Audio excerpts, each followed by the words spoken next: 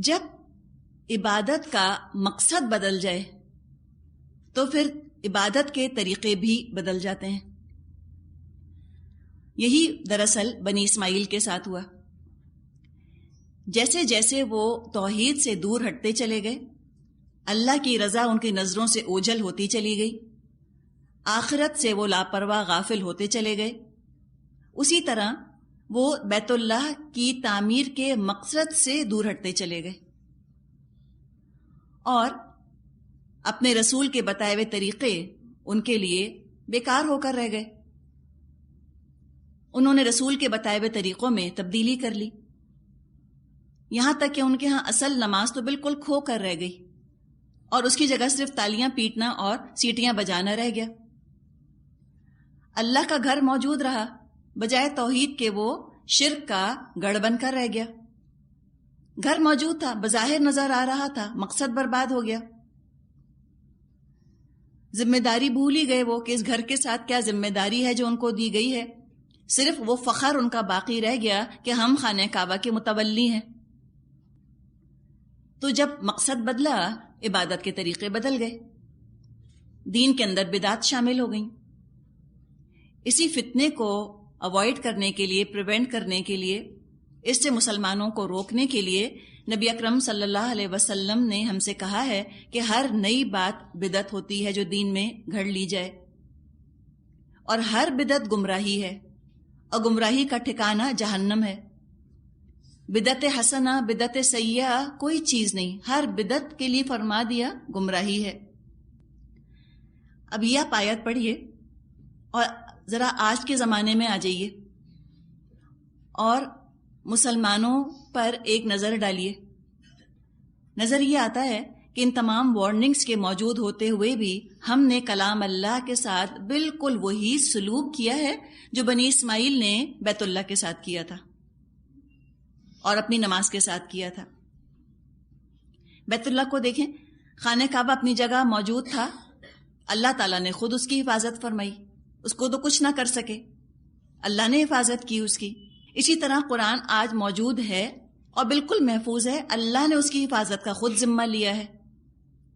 ہم پڑھیں گے انشاءاللہ سورہ ہجر میں اللہ تعالیٰ نے فرمایا ہے اِنَّا نَحْنُ نَزَّلْنَا الذِّكْرَ وَإِنَّا لَهُ لَحَافِظُونَ، بے شک ہم ہیں جس نے کہ یہ ذکر نازل فرمایا ہے اور ہم ہی اس کی حفاظت کرنے والے ہیں. تو بیت اللہ کی حفاظت انسانوں نے نہیں کی، اللہ نے کی، اور قرآن کی حفاظت انسانوں نے نہیں کی، اللہ نے کی. تو قرآن کی حفاظت کا ذمہ تو اللہ نے لیا، مقصد کی حفاظت کا ذمہ ہمیں دیا. کنتم خیر امت، تم ہو بہترین امت. تو اللہ کا تو کام پورا ہوا، قرآن محفوظ ہے، لیکن کیا قرآن کے نازل ہونے کا جو مقصد تھا وہ محفوظ ہے؟ افسوس کہ مسلمان اس مقصد کی حفاظت نہ کر سکے. وہ مقصد برباد ہو گیا، نظروں سے اوجھل ہو گیا جس مقصد کے لیے قرآن نازل کیا گیا تھا. قرآن تو ہدایت ہے اور قرآن میں تو نور ہے، اور جب قرآن سے نہ ہدایت لینا مقصد رہا، نہ زندگیوں کو عمل کے نور سے منور کرنا مقصد رہا، تو مسلمانوں نے قرآن پڑھنے کے نت نئے طریقے ایجاد کر لیے. جتنا جتنا قرآن کے نزول کے مقصد سے دور ہوتے چلے گئے، اتنے نئے نئے طریقے، انوویٹو طریقے قرآن کو پڑھنے کے ایجاد ہوتے چلے گئے. اور جتنا نماز کے مقصد سے دور ہوتے چلے گئے کہ نماز قائم کرو اللہ کی یاد کے لیے، اقیم الصلاۃ لذکری، نماز قائم کرو میری یاد کے لیے، جتنا جتنا نماز کے مقصد سے دور ہوتے چلے گئے، نت نئی نمازیں ایجاد کرنا شروع کر دیں. آج قرآن کی تعویذ بنا کر لوگ پہنتے ہیں، مرنے والے کے گھر میں بیٹھ کے اس کو پڑھتے ہیں، قرآن کی کسی سورت کو 7 مبین سے ختم کرتے ہیں، کسی آیت کو 1.25 لاکھ دفعہ پڑھ لیتے ہیں، کبھی قرآن سے فال نکال لیتے ہیں. لیکن دعا تھی نبی اکرم صلی اللہ علیہ وسلم کی جو انہوں نے مانگی کہ اللہم ارحمنی بالقرآن العظیم، اللہ تو رحم فرما مجھ پر اس قرآن کے ذریعے سے، اس قرآن عظیم کے ذریعے سے، وجعلہ لی، اور تو بنا اس کو میرے لیے امامم و نورن و ہدن و رحمہ، اللہ اس کو میرے لیے امام بنا دے، میرے آگے ہو، میں اس کے پیچھے چلوں، میں اس کو فالو کروں، اس کو نور بنا دے میرے لیے، اس کو ہدایت کا ذریعہ بنا دے میرے لیے اور اس کو رحمت بنا دے میرے لیے۔ اب مسلمانوں کا تو یہ مقصد رہا ہی نہیں قرآن پڑھنے کا، بلکہ اب تو جیسے مشاعرے ہوتے ہیں اس طرح بعض دفعہ قرآن کی قرات کے کمپٹیشنز ہوتے ہیں اور واہ واہ لوگ کر رہے ہوتے ہیں۔ کبھی آپ نے قرآن کمپٹیشن سنا ہے؟ کبھی آپ سنیے گا، سارے قاری مختلف ملکوں سے جمع ہوتے ہیں۔ قرآن کا پڑھنا بہت اچھا ہے، حدیث میں تو اس کی بہت زیادہ ترغیب ہمیں دی گئی ہے کہ زین القرآن بأصواتکم، قرآن کو تم اپنی آوازوں سے سجاؤ، اس کی تو بہت ترغیب ہے۔ لیکن یہ نہیں کہا کہ اب تم اس کا اس طرح سے آپس میں کمپٹیشن شروع کر دو۔ سارے ملکوں کے قاری جمع ہوتے ہیں، وہ تلاوت کرتے ہیں، قرآن پڑھتے ہیں، اور وہ کوئی آیت پڑھتے ہیں اس کے بعد واہ واہ واہ واہ لوگ کرتے ہیں۔ اتنی تکلیف ہوتی ہے وہ سن کے، لگتا ہے کوئی مشاعرہ ہے جو کہ ہو رہا ہو۔ بعض جگہ تو اب قرآن میوزک کے ساتھ پڑھا جاتا ہے۔ یہ مکان و تصدیہ جو بات ہم یہاں پڑھ رہے ہیں ان کی نماز کی، وہ چیز اب قرآن کے ساتھ بھی ہو گئی۔ حیرت ہو رہی ہے آپ کو؟ آپ نے قوالیاں نہیں سنی یا قوالیوں کے بارے میں نہیں سنا؟ دیکھ لیں، اللہ کی عظمت، قرآن کی شان، رسول کا درجہ بیان کیا جا رہا ہوتا ہے طبلے اور تالیوں کے ساتھ، اور جس رسول کی شان میں وہ جھوم رہے ہوتے ہیں ان کی سنت تو چہروں پر بھی نظر نہیں آ رہی ہوتی، اور کوئی پوچھے کہ نماز پڑھی تھی؟ اللہ ہی بہتر جانتا ہے پڑھی یا نہیں۔ تو اس طرح رسول کی شان بیان کرتے ہیں، بیچ میں کوئی قرآن کی آیت گھسیٹ لے آتے ہیں قافیہ ملانے کے لیے، بس تاکہ رائم ہو جائے، اور لوگ سنتے ہیں اور لوگوں کو حال آ رہا ہوتا ہے، دھمال ڈال رہے ہوتے ہیں لوگ۔ مزاروں پہ دیکھیں، کہیں مزاروں پہ دھمال نظر آتے ہیں، کہیں ڈانسنگ درویشز نظر آتے ہیں، سر دھن دھن کر کہتے ہیں ڈانسنگ درویشز کو دیکھ کے کہ it's a deeply spiritual experience, ہماری تو روح ناچ گئی، ہماری روح کو سرور آ گیا۔ یہ چیزیں اب اسلام کی پہچان بن گئی ہیں۔ کوئی کہتا ہے کہ قوالیوں کے ذریعے سے لوگ مسلمان ہو رہے ہیں، فلاں کیا بڑا قوال ہے، اس کی قوالیاں سن کے تو کتنے لوگ مسلمان ہو گئے۔ تو کیا یہ تبلیغ کا طریقہ ہو جائے گا؟ تالیاں اور سیٹیاں اور طبلے اور دھمال؟ یہ آج اسلام کا حال ہے۔ حال ہی نے کہا ہے نا کہ وہ دین جو بڑی شان سے نکلا تھا وطن سے، پردیس میں آج غریب الغربا ہے۔ کس شان سے یہ نکلا تھا اور آج کیا ہے جو کہ اس کا حال ہو گیا۔ اس طرح اگر تالیاں پیٹ کر اور ناچ گا کے اگر دین پھیلتا تو نبی اکرم صلی اللہ علیہ وسلم کو کیا ضرورت تھی بدر کی جنگ لڑنے کی، یا احد کی جنگ میں کیوں آپ شامل ہوئے؟ بس تالیاں پیٹتے، قوالیاں گاتے، گھومتے گول گول ڈانسنگ درویشز کی طرح، اور بس بات ختم۔ تو دراصل یہ ہے سب چیزیں جو نفس کو تسکین دے رہی ہیں، ہے ساری اپنی نفس کی تسکین اس کے اندر، یہ سب ہیں شیطان کو خوش کرنے والی چیزیں۔ آج آپ کہہ کر تو دیکھیں، ڈانسنگ درویشز کا کوئی مقام نہیں، صحابہ کا طریقہ نہیں تھا، وہ آپ پر ناراض ہو جائیں گے، کہیں گے آپ اتنے ریجڈ ہو گئے، آپ اتنے ایکسٹریمسٹ ہو گئے۔ وہ کہتے ہیں کہ یہ سافٹ امیج ہے اسلام کا، اسلام کا سافٹ امیج دو۔ تو یہ سافٹنس کہتے کہتے کہتے کہتے وہ کیا بن جاتا ہے؟ اسلام بالکل نرم چارہ، جس کا جی چاہا پلیڈو کی طرح جدھر چاہا مولڈ کر دیا اس کو۔ پلاسٹر سین ہوتا ہے نا پلیڈو جو بچوں کے ہاتھوں میں دیا جاتا ہے، آج دین کا یہ حال ہم نے کر دیا کہ دین کو ایسا پلیڈو کی طرح مولڈ کر دو کہ جس طرف چاہو اس کو موڑ دو، لوگوں کو اچھا لگے۔ تو کس نے کہا کہ لوگوں کو اچھا لگنے کے لیے دین بنایا جاتا ہے، یا لوگوں کو اچھا لگانے کے لیے دین پر عمل کیا جاتا ہے؟ دین پہ عمل کیا جاتا ہے اللہ کو اچھا لگانے کے لیے۔ اللہ کو نہیں پسند وہ اسلام کے ساتھ اور قرآن کے ساتھ یہ پلیڈو والا ٹریٹمنٹ کہ تم جو چاہو شامل کر دو، تم ہر چیز کو کہہ دو کہ یہ ریلیجس ہے، ہر چیز کے اندر تم ریلیجس ایلیمنٹ ڈال دو کیونکہ تمہیں بڑا اچھا لگا ان کا ناچنا دیکھ کر۔ اور چونکہ ہم دیکھ رہے ہیں کفار کی نظر سے اپنے دین کو، ہمیں پتا ہے کہ قرآن کا ترجمہ، قرآن کی تفسیر، قرآن پر عمل، یہ تو کفار کو اچھا لگتا نہیں، انہیں ہضم ہوتا نہیں۔ ہم نے کہا ایسا کون سا ورژن بنایا جائے کہ قرآن بھی ہو اور کافروں کو بھی اچھا لگے؟ چونکہ ناچ گانا، میوزک یہ ان کو بہت اچھا لگتا ہے کافروں کو، ہم نے کہا چلو ہم دین ایسے کر دیتے ہیں، اور ساری دنیا میں ہم نے جا کر اس کے کانسرٹس کر لیے اور کہا یہ تو بہت اچھی چیز ہے۔ اللہ تعالیٰ نے ان چیزوں کے بارے میں فرمایا کہ فَذُوقُوا الْعَذَابَ بِمَا كُنْتُمْ تَكْفُرُونَ، چکھو عذاب بوجہ جو تم کفر کیا کرتے تھے۔ یہ تماشا کیا تم نے اللہ کے دین کے ساتھ، اللہ کا دین کیا ناچ گانے کے لیے آیا تھا؟ نعوذ باللہ. اور اس کو نام بہت اچھا دے دیا، صوفیزم.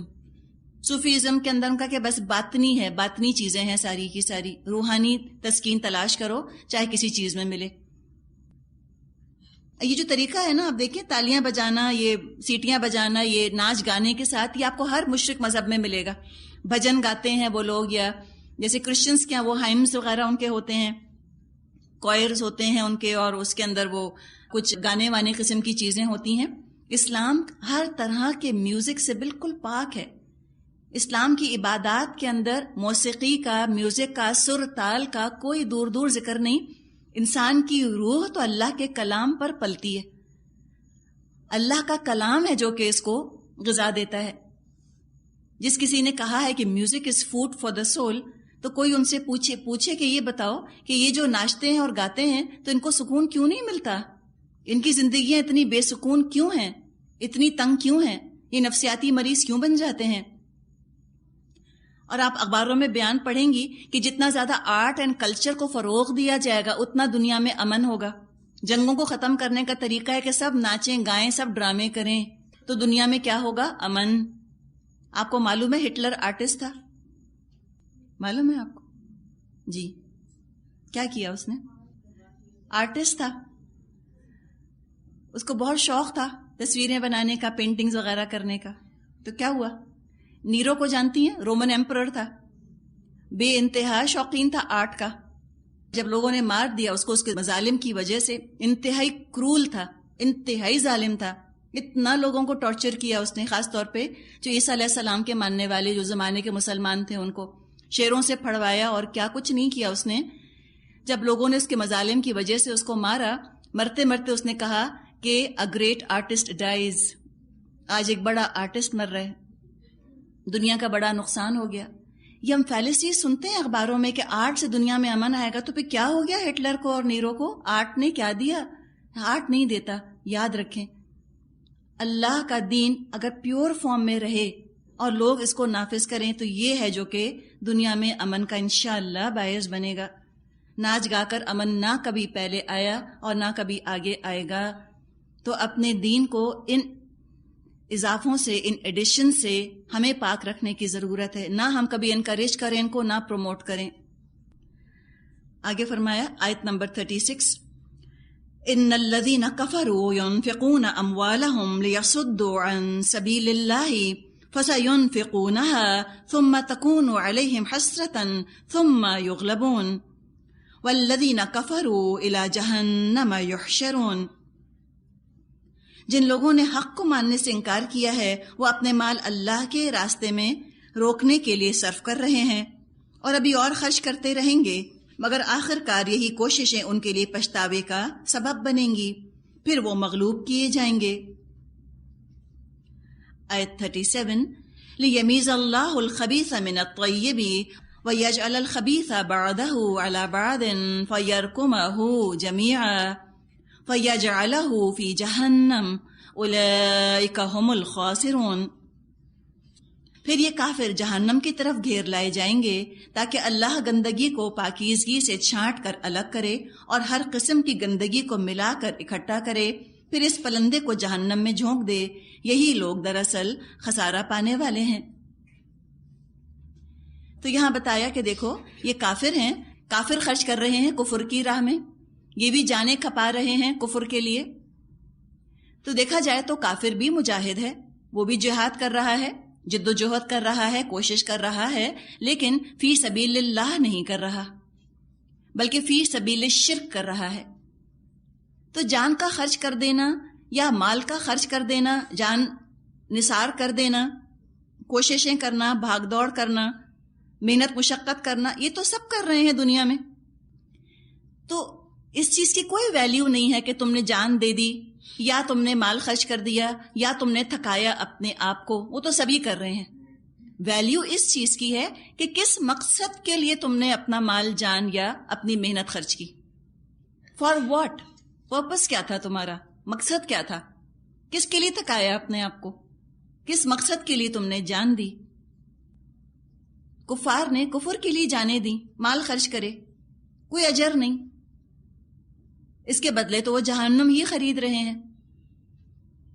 حدیث میں مضمون آتا ہے کہ ہر شخص صبح کرتا ہے اور شام کو انسان اس حال میں ہوتے ہیں کہ کوئی جنت خرید کر لوٹتا ہے اپنے گھر کی طرف اور کوئی جہنم خرید کے لوٹتا ہے، محنت کر کے، مشقت کر کے واپس آتے ہیں تو کیا لاتے ہیں؟ جہنم۔ کوئی محنت مشقت کر کے لوٹتا ہے، جنت لے کر لوٹتا ہے۔ تو یہ دیکھنا ہے کہ ہماری ایفرٹس کا ہدف کیا ہے، ہماری کوششوں کا مقصد کیا ہے۔ تو فرما دیا کہ یہ جو بھاگ دوڑ کر رہے ہیں ان کے لیے کوئی اجر نہیں، یہ تو گھاٹا پانے والے لوگ ہیں۔ خسرت دنیا والآخرہ، نہ دنیا ملی نہ آخرت۔ تو فرمایا کہ ان کو تو اللہ ڈھیر کر کے جہنم میں ڈال دے گا۔ یرکما کا لفظ آیا ہے، را کاف میم مادہ ہے، اس کا مطلب ہوتا ہے تہ بتہ ڈھیر کرنا، سٹیک کرنا کسی چیز کا۔ سورہ نور میں انشاءاللہ بادلوں کے لیے ہم یہ لفظ پڑھیں گے۔ تو کہا کہ اللہ تو ان کو تہ بتہ کر کے، ایک دوسرے کے اوپر ڈھیر کر کے، ان کا سٹیک کر کے اور ان کو آگ میں ڈال دے گا۔ ایک تو آگ کو فیول، ایندھن زیادہ ملے گا، جتنا زیادہ ایندھن ملے گا اتنے زور کی آگ بھڑکے گی، اور دوسرا یہ ہوتا ہے کہ ایک تہ دوسری تہ کو جلانے میں مدد دیتی ہے۔ آپ اگر کاغذوں کا ایک تھدا لیں اور آپ اوپر والے کاغذ کو صرف آگ لگائیں، اوپر والے سے نیچے والا، نیچے والے سے اس سے نیچے والا، وہ آگ ایک کے بعد ایک آگ پکڑتا چلا جائے گا۔ تو کفار کو اللہ اس طرح تہ بتہ رکھ کر جہنم میں ڈال دے گا، اس لیے کہ یہ دنیا میں ایک دوسرے کے مددگار تھے، گناہوں پر، حق کی مخالفت پر ایک دوسرے کی مدد کیا کرتے تھے۔ کوئی برائی دنیا میں پھیل نہیں سکتی جب تک کہ ٹیم ورک نہ ہو۔ کوئی برائی کا کام کرتا ہے، کوئی اس کی تشہیر کرتا ہے، اس کو ایڈورٹائز کرتا ہے، کوئی دوسروں کی ہمت افزائی کرتا ہے کہ تم آؤ، کوئی اس برائی کو خوبصورت بنا کر دکھاتا ہے، تبھی تو یہ برائیاں پھیلتی ہیں۔ تو جس طرح برائیوں کو پھیلانے میں انہوں نے مدد کی تھی دنیا میں ایک دوسرے کی، اسی طرح آج ایک دوسرے کو جلانے میں مددگار ثابت ہوں گے۔ آگے فرمایا آیت نمبر 40 تک، قُلْ لِلَّذِينَ كَفَرُوا إِن يَنْتَهُوا يُغْفَرْ لَهُم مَّا قَدْ سَلَفَ وَإِن يَعُودُوا فَقَدْ مَضَتْ سُنَّتُ الْأَوَّلِينَ۔ اے نبی صلی اللہ علیہ وسلم، ان کافروں سے کہیے اگر اب بھی یہ باز آ جائیں تو جو پہلے ہو چکا وہ ہو چکا، اس سے درگزر کر لیا جائے گا، لیکن اگر یہ اسی پچھلی روش کا اعادہ کریں گے تو گزشتہ قوموں کے ساتھ جو کچھ ہو چکا وہ تو سب کو معلوم ہی ہے۔ یہ بتا دیا گیا ان کو، یہاں پر وارننگ دے دی گئی ہے کفار مکہ کو کہ دیکھو، قرآن نے بتا دیا کہ یہود اور عیسائیوں کو دعوت دی گئی تھی دین کی طرف، ایمان لے آؤ تو اللہ معاف کر دے گا۔ اسی طرح کفار مکہ کو بھی دعوت دی جا رہی ہے کہ تم ایمان لے آؤ، اللہ تمہارے پچھلے قصور معاف کر دے گا، تم اسلام کی مخالفت چھوڑ دو۔ تو جو آفر جیوز اور کرسچنز کے لیے تھا وہی آفر مشرکین مکہ کے لیے تھا، اور آج بھی ہے۔ تمام مشرکوں کے لیے، تمام اہل کتاب کے لیے یہی آفر ہے کہ آؤ اسلام کی دعوت قبول کر لو، اسلام کی مخالفت چھوڑ دو، اللہ تعالیٰ سب گناہ معاف فرما دے گا۔ حدیث سے ہم کو یہ بات پتہ چلتی ہے کہ جو اسلام میں داخل ہو جائے اس کے سارے پچھلے گناہ معاف کر دیے جاتے ہیں۔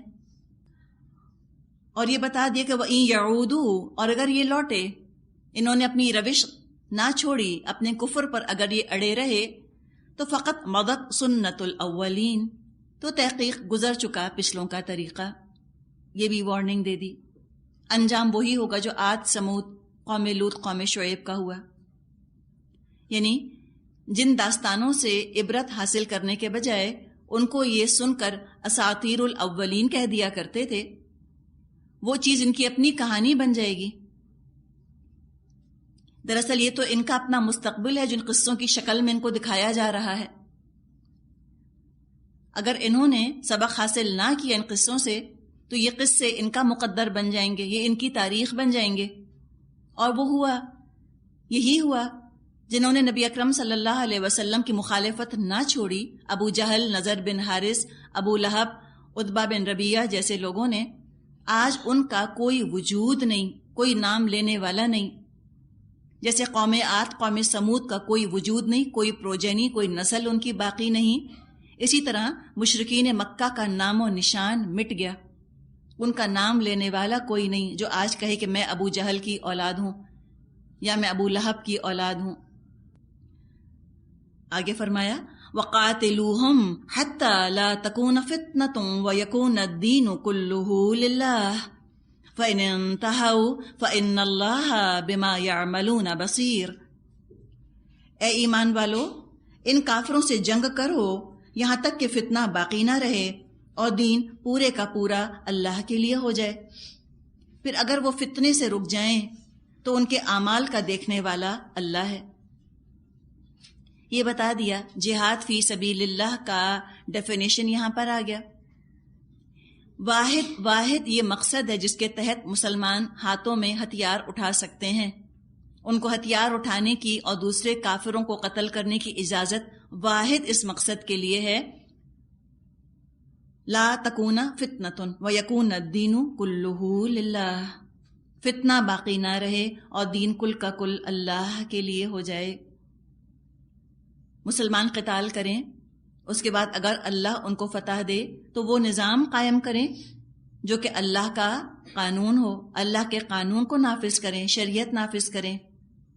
اللہ کی زمین پر اللہ کا نظام چلنا چاہیے.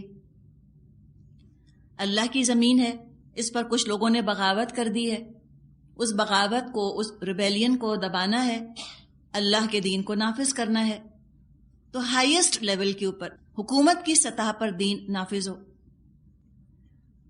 فتنہ ختم ہو جائے، یعنی دین پر عمل کرنے میں کوئی دشواری نہ رہے، دین ڈاؤن ٹراڈن نہ رہے، دین اجنبی نہ رہے، دین پر چلنا حماقت، بے وقوفی کی یا غربت کی دلیل نہ بنے، بلکہ دین پر چلنا ان تھنگ ہو جائے، کول ہو جائے، فیشنیبل ہو جائے. لوگ سر اٹھا کر فخر سے اپنے آپ کو دین کے ساتھ ایسوسیٹ کریں. ایلیٹ ہونے کا، اعلیٰ ہونے کا معیار بن جائے دین پر چلنا. جب ایلیٹس برائیوں کو اٹھا لیتے ہیں تو برائیوں کو اعلیٰ کر دیتے ہیں. کبھی خیال آتا ہے کہ ہم آج مسلمان کتنے شرمندہ ہیں نا اپنے دین پر. ہم کسی طرح اپنے آپ کو ایسوسیٹ نہیں کرنا چاہتے اسلام سے، نہ اپنی شادی کی رسموں میں، نہ موت کی رسموں میں، نہ اپنے حال حلیے میں، نہ حجاب، نہ پردہ، اور نہ معیشت کے اندر، نہ سود کے لحاظ سے. ہم بہت شرمندہ ہیں نا، ہم امبیرسڈ مسلمز ہیں آج کل. کبھی خیال آتا ہے اللہ کے کام ہیں، کبھی اگر اللہ نے توفیق دے دی جو آج کے کفار ہیں ان کو اسلام لانے کی، یورپ اور امریکہ اگر پورا مسلمان ہو گیا، آپ دیکھیے گا وہ اسلام کو کیسے سر پہ چڑھائیں گے. کیا وہ لوگوں کو یہ پرسیپشن دیں گے کہ بیوقوف تو وہ ہے جو سود لیتا ہے. اتنا گھٹیا بنائیں گے وہ گناہوں کو. جب وہ برائیوں کو اعلیٰ بنا سکتے ہیں تو سوچیں کہ جب جو کہ نیکی ہے، جو کہ ہے ہی اپنی ذات سے اعلیٰ، جب اس کے لیے اللہ اگر ان کا دل کھول دے تو اس کو وہ کہاں جھنڈے پر چڑھائیں گے. سوچیں ایسے وہ تو بیان کریں گے کہ جو اسلام کی تعلیمات پہ عمل نہیں کر رہا اس سے زیادہ بے وقوف تو کوئی ہے نہیں. انہوں نے چاہا سگریٹ کو انہوں نے کہاں چڑھا دیا تھا اوپر، کہ سگریٹ پینا کتنا پوش ہونے کا، کتنا سوفسٹیکیٹڈ ہونے کا سمبل ہے. جب انہوں نے چاہا سگریٹ کو اتار کے پیروں تلے کر دیا، لٹرلی. اب سگریٹ کا پینا تو لگتا ہے کہ جیسے پتہ نہیں کوئی ان پڑھ قسم کے، جاہل قسم کے لوگ ہیں جو کہ پبلک پلیسز کے اندر سگریٹ پئیں. جس چیز کو چاہتے ہیں ایسے بنا دیتے ہیں. تو وہ تو اسلام کو ایسا چڑھائیں گے جھنڈے کے اوپر. جو عورتیں حجاب نہیں کرتی کہیں گے کہ تم سے بڑھ کر تو اپنی جان کا دشمن کوئی نہیں، تمہیں اپنا اسکن کینسر کرانا ہے. وہ اس طرح سے پیش کریں گے اسلام کی دعوت کو. دیکھیے گا ایک ایک چیز کو کیسے لے کر جائیں گے. جب یہ لوگوں کا تصور، یہ لوگوں کا پرسیپشن بن جائے دین کے بارے میں کہ جو دین پہ عمل نہیں کر رہا وہ تو اپنا بہت بڑا دشمن ہے، اس سے بڑھ کر تو کم عقل کوئی ہے نہیں، اس سے بڑھ کر سادہ لو سمپلٹن تو کوئی ہے نہیں. یہ ہے دراصل فتنہ ختم ہو جانا، اور دین کو یہ بتانا کہ جو دین پہ عمل کر رہا ہے وہ سب سے عقل مند، سب سے ہوشیار وہی ہے. ہائی آئی کیو جس کا ہوتا ہے، جو ایجوکیٹڈ ہوتا ہے، جو لبریٹڈ ہوتا ہے، جو سیلف کانفیڈنٹ ہوتا ہے، بااعتماد ہوتا ہے، وہی تو دین پہ عمل کرتا ہے. یہ جب لوگوں کے دماغوں میں تصور آئے یہ ہے فتنے کا ختم ہو جانا اور دین کا نافذ ہو جانا، اس کے لیے کرو، جہاد کرو، اس کے لیے نوبت آئے قتال کرو، ضرورت ہے تو پیسہ خرچ کرو، ضرورت ہے تو محنت کرو، پلاننگ کرو اس کے لیے، اور جب ضرورت آ جائے تو قتال کرو، جنگ کرو۔ آخر آج کل قومیں اپنے نظریات دوسروں پر مسلط کرنے کے لیے جنگیں کر رہی ہیں یا نہیں؟ رین آف ٹیرر انہوں نے انلیش کیا ہے کہ نہیں؟ تو اسلام ٹیرر کی بات تو نہیں کرتا، اسلام کہتا ہے کہ have war in order to have peace. جنگ اگر ناگزیر ہو جائے، انیویٹیبل ہو جائے تو کرو جنگ، قاتلو، کرو تم جنگ ان سے، تاکہ امن قائم ہو سکے، پیس قائم ہو سکے، سلامتی، ایمان اور اسلام آ سکے۔ اور اگر وہ باز آ جائیں، کس سے باز آ جائیں؟ جنگ سے نہیں، فتنے سے، یہ فتنہ اٹھانے سے باز آ جائیں گے، اسلام پر الزامات لگانے سے، اسلام کے بارے میں بدگمانیاں پھیلانے سے، اسلام پر اعتراضات کرنے سے باز آ جائیں، یہ لوگوں کو گناہوں کی ترغیب دینے سے باز آ جائیں، کفر اور شرک کو خوبصورت مزین کر کر پیش کرنے سے باز آ جائیں، یعنی فتنے سے باز آ جائیں، تو ٹھیک ہے، فَإِنَّ اللَّهَ بِمَا يَعْمَلُونَ بَصِيرٌ، تو بے شک اللہ دیکھ رہا ہے یہ کیا کام کر رہے ہیں۔ وَإِن تَوَلَّوْا فَاعْلَمُوا أَنَّ اللَّهَ مَوْلَاكُمْ نِعْمَ الْمَوْلَى وَنِعْمَ النَّصِيرُ، اور اگر وہ نہ مانے تو جان رکھو اللہ تمہارا سرپرست ہے اور وہ بہترین مولا ہے اور کتنا اچھا مددگار۔ مولاکم، یہ کم کون ہے؟ کس کا مولا ہے اللہ؟ کس کا؟ صرف متقی کا۔ اگر میں متقی ہوں تو اللہ میرا مولا ہے، اگر میں صرف مسلمان ہوں تو ضروری نہیں کہ اللہ میرا مولا ہو۔ صرف مسلمان ہونا بڑا آسان ہے، مومن، مجاہد، متقی، متوکل، صابر، شاکر ہونا یہ بڑا مشکل ہے نا۔ تو اللہ کی مدد ایسے ہی نہیں آ جاتی، اللہ ایسی مولا نہیں بن جاتا، اللہ ایسی الائی نہیں بن جاتا کسی کا، بلکہ اللہ تو مولا بنتا ہے ان کا کہ جن کے اندر کچھ کوالٹیز ہوں، کچھ صفات ہوں۔ اوفوا بعہدی اوفی بعہدکم، تم مجھ سے کیا ہوا عہد پورا کرو، میں تم سے کیا ہوا عہد پورا کروں گا۔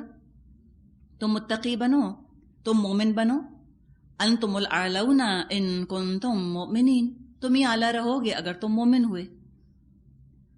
تو ٹھیک ہے، اگر وہ دین کی مخالفت سے باز نہیں آتے، منہ موڑ لیتے ہیں، تو اے متقیوں، اے مومنوں، اے مجاہدوں، تم جان لو کہ اللہ تمہارا مولا ہے۔ تم تعداد میں تھوڑے ہو، عسکری اعتبار سے ملٹری مائٹ تمہارا زیادہ نہیں ہے، بہت پیسہ نہیں ہے، کوئی بات نہیں، کیا غم ہے جو ساری خدائی ہو مخالف، کافی ہے جو ایک خدا میرے لیے ہے۔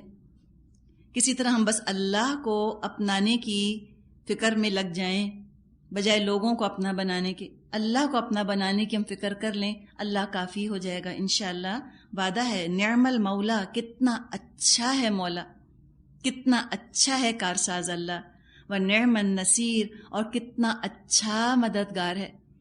نصیر فعیل کے وزن پر ہے، یہ مبالغے کا صیغہ ہے، اس میں دوام ہے، کبھی کبھار اسپوریڈک مددگار نہیں، کبھی کبھی مدد کر لی، نہیں، کنسسٹنٹلی رحیم کی طرح ہے یہ نصیر کا لفظ۔ سے رحیم کے اندر ہم کہتے ہیں نا مسلسل رحم فرمانے والا ہے، نصیر مسلسل مدد فرمانے والا ہے، ہر مرحلے پہ تمہاری مدد کرے گا۔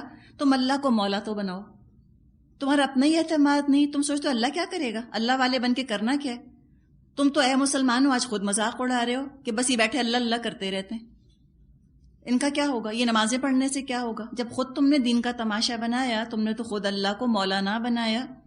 اللہ کو آج کل مولا بنانا تو سمجھیں کہ آؤٹ آف فیشن ہے، تم نے خود کفار کو مولا بنا لیا، تو پھر کہاں سے اللہ تمہارا مددگار ہوگا؟ اللہ تمہارا مولا ہے، تم اللہ کے مولا بنو، اللہ تمہارا بنے گا اور بہترین مددگار ہے۔ تو یہ بات ساری یہاں بیان کر دی گئی۔ آپ دیکھیں، جب ایک دفعہ دین نافذ ہو جائے، امپلیمنٹ ہو جائے، دین اسلام کی حکومت ہو جائے، اب انفرادی طور پر انڈیویجولی اس حکومت کے تحت کوئی چاہے عیسائی رہے، کوئی چاہے ہندو رہے، لیکن سسٹم اسلام کا ہوگا، فالو جو ہے وہ حکومت کی سطح پر اسلام کو کرنا ہوگا۔